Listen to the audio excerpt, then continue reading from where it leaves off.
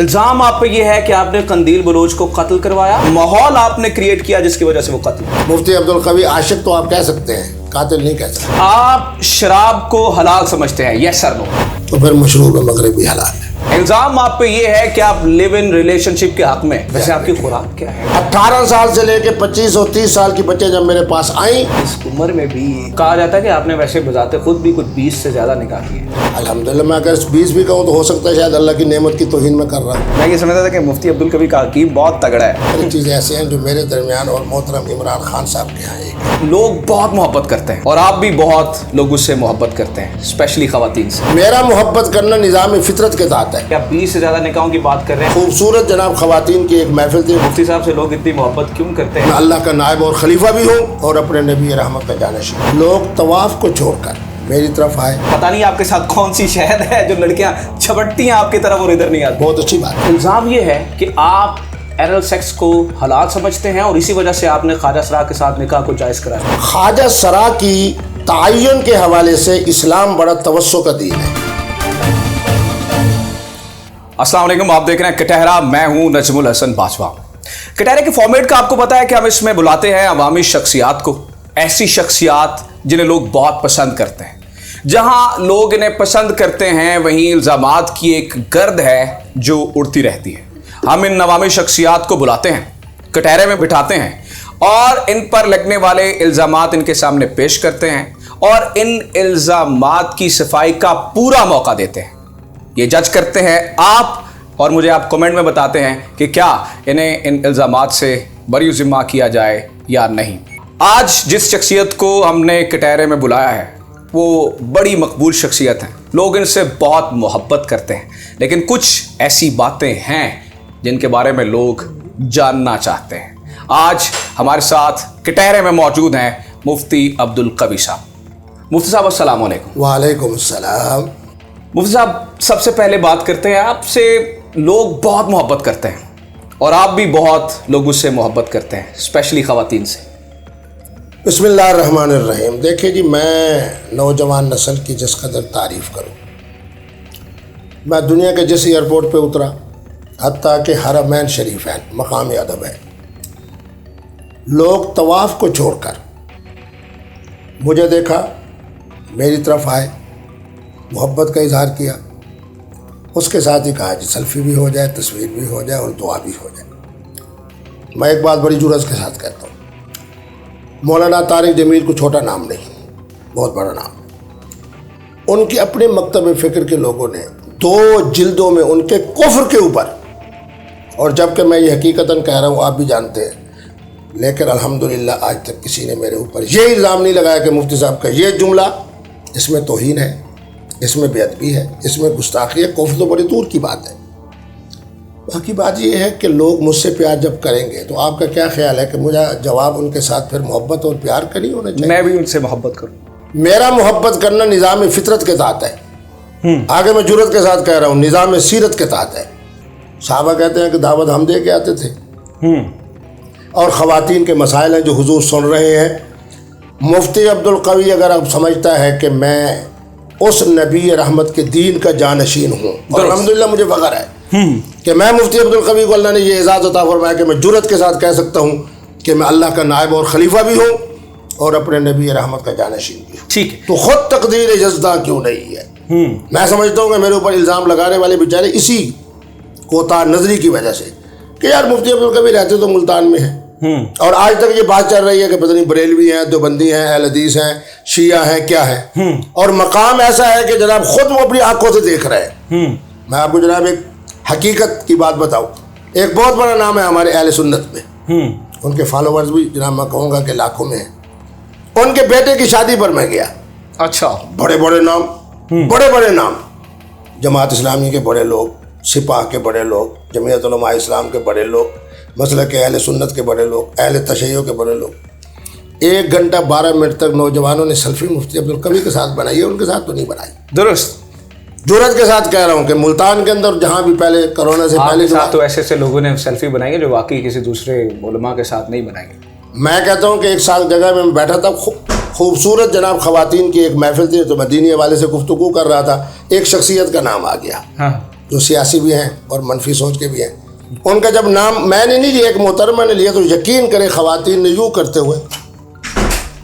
اچھا، بات یہ ہے کہ مفتی عبدالقوی پہ آپ کیا الزام درست. لگائیں گے؟ اچھا مفتی صاحب، آپ نے ایک بات کہی کہ شادی ایک ہو سکتی ہے اور نکاح متعدد ہو سکتے ہیں. الزام آپ پہ یہ ہے کہ آپ لیو ان ریلیشن شپ کے حق میں. دیکھیے میری بات سنیں، میں الحمدللہ پاکستانی بھی ہوں، اس سے پہلے مسلمان بھی ہوں. آپ دانا شخصیت ہیں، مجھے بتائیں کہ کیا مفتی عبدالقوی ہو یا عمران خان ہو یا آپ ہوں، پاکستان کے قانون کے مطابق دوسری شادی کر سکتے ہیں؟ نہیں کر سکتے. کیوں؟ 2 سال کی قید بھی ہے، 50,000 روپے جرمانہ بھی ہے، پھر اپنی داڑھی، اپنی عزت، اپنا احترام کس کے پاس جانا ہے؟ مصالحاتی کونسل کے پاس.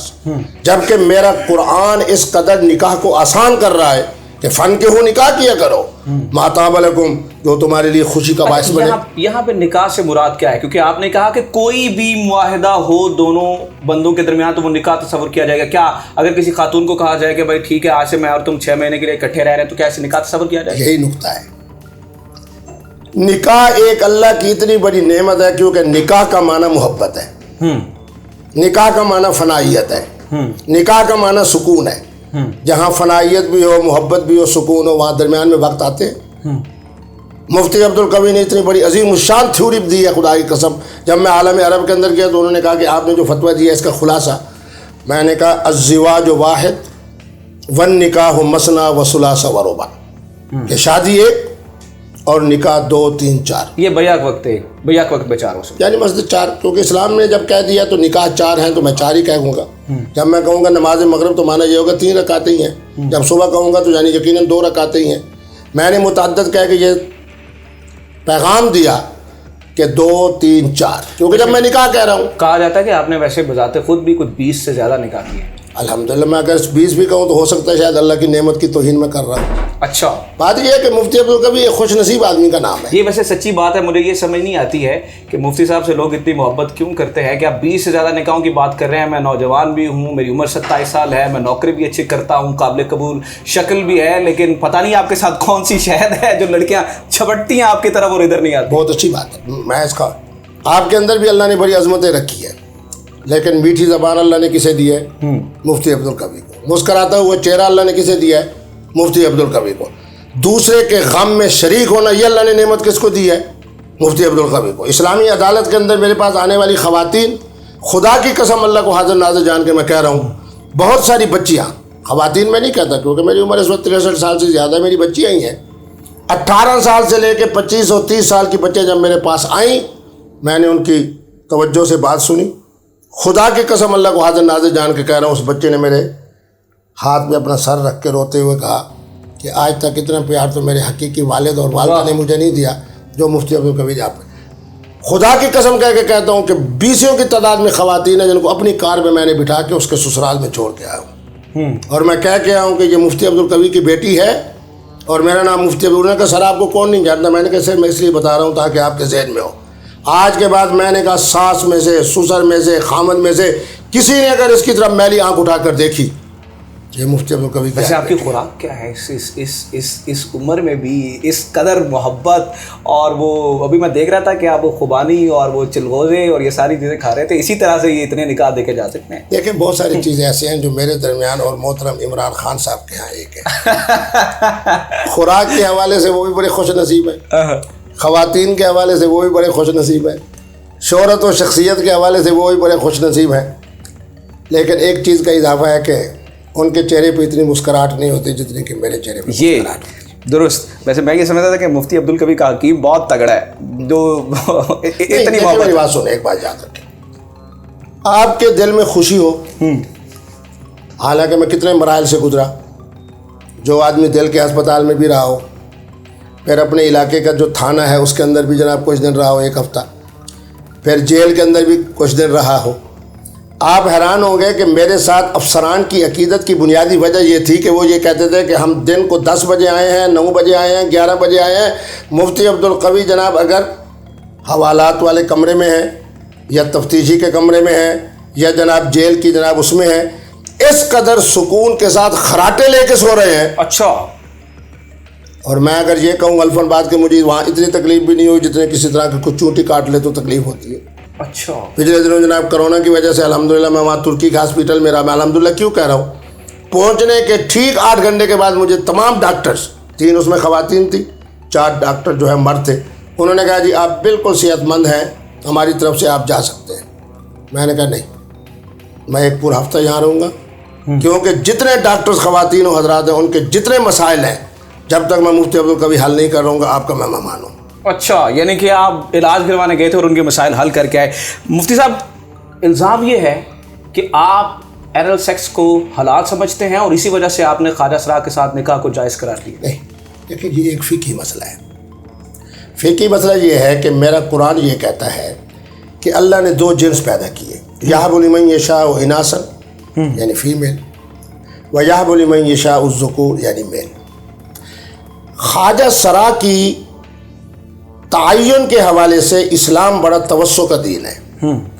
اس نے کہا کہ اگر مردانہ صفات یہ نہیں ہے تو دیکھو یہ ہے, یہ نہیں ہے تو یہ ہے, یہ ہے تو یہ ہے. خواتین والی اگر یہ صفت بھی ہے اور مردانہ صفت بھی ہے پھر آگے چلو, آگے یہ مردانہ صفت ہے جی ہے, زنانی صفت ہے جی یہ ہے, پھر آگے چلو کہ یہ. آخر کار اسلام جا کے تعین کرتا ہے کہ یہ محترم ہے یا محترمہ ہے. اچھا, اس پر میں نے ایک فقہی مسئلہ بیان کیا کہ ایک جناب خواجہ سرا ہے تو اس کے اندر جناب صفات جو ہے وہ خواتین والی ہے. اس کو پیار آ گیا مفتی عبدالقوی سے. اچھا. اور یہاں بطور مذاق کہ آپ کو ایک جملہ سنا دوں, حلفاً کہہ رہا ہوں آپ کو بیٹا سمجھ کے, آج تک میں نے کسی محترمہ کو پیغام نکاح نہیں بھیجا جو پیغام نکاح ہے ان کی طرف سے آئے. واہ. آج تک میں نے کسی محترمہ کو فون نہیں کیا. میرا ٹیلی فون کے نہ کرنے کی ایک وجہ یہ ہوتی ہے کہ میرا ایک ذہن ہے کہ خواتین کو ضرور عزت دی جائے لیکن اپنے سائز میں رکھا. اچھا درست. اب میرے پاس بہت کم ٹائم ہے, مجھے اشارہ کیا جا رہا ہے کہ جلدی ختم کریں. میں آخری 2-3 سوال آپ سے کرنا چاہوں گا. آپ نے الماس بوبی کو نکاح کی دعوت دی یا نہیں؟ الماس بوبی کا جو پروگرام تھا ہمارا آن ایئر تھا, میں نے ان کو کہا کہ میں نے کہا آپ محترم ہیں یا محترمہ؟ انہوں نے کہا جی محترمہ. میں نے کہا جی شرعی طور کے اوپر جو خواجہ سرا محترمہ کی زمرے میں آتا ہو اس کو پیغام نکاح دیا جا سکتا ہے. ٹھیک ہے, تو آپ آگے جو محبت کا اظہار ہوئی میری بات انہوں نے کیا, انہوں نے میرے ہاتھ پہ ہاتھ رکھا. اچھا. اور مجھے کہا کہ جی میں آپ سے شادی کرنا چاہتی ہوں, کتنا حق مار ہوگا, گواہ کون ہوگا, ساری چیزیں آنے رہے. اچھا درست. الزام آپ سے پہ یہ ہے کہ آپ شراب کو حلال سمجھتے ہیں, یس سر نو؟ بات اگر میں یہ ہے کہ آپ جیسے جو ماشاءاللہ ایسے چینل کے لوگ ہیں جو بالکل صحیح بات کو آگے تک پہنچاتے ہیں, ان میں سے 1-2 ایسے حضرات بھی ہیں. مجھے بڑا افسوس ہوا. میں یہ کہہ رہا ہوں کہ سعودی عرب اور قطر اور مصر, وہاں کے چند علماء نے یہ بات کہی کہ اگر الکوہل 40% سے کم ہو تو وہ حلال ہے. درست. اگر 40, میں ان کی بات نقل کر رہا ہوں, پچھلے جملے کاٹ دیے گئے اور جملہ یہ سنا دیا گیا کہ مفتی عبدالقوی صاحب کیا کہہ رہے ہیں. مفتی عبدالقوی کا کیا خیال ہے, کیا شراب حلال ہے یا حرام؟ میں ایک بات کہتا ہوں اور بڑا مزہ آئے گا. اگر مفتی تقی عثمانی کا پان, مفتی منیب الرحمان کا پان, اور جناب میرے کراچی کے اندر رہنے والے ہمارے اہل تشیع کے حجت الاسلام ان کے پان, بڑے بڑے مجتہدین کے پان حلال ہیں, تو پھر مشروب مغربی حلال ہے. اگر حلال ہیں تو یہ بھی حلال ہے. کیوں؟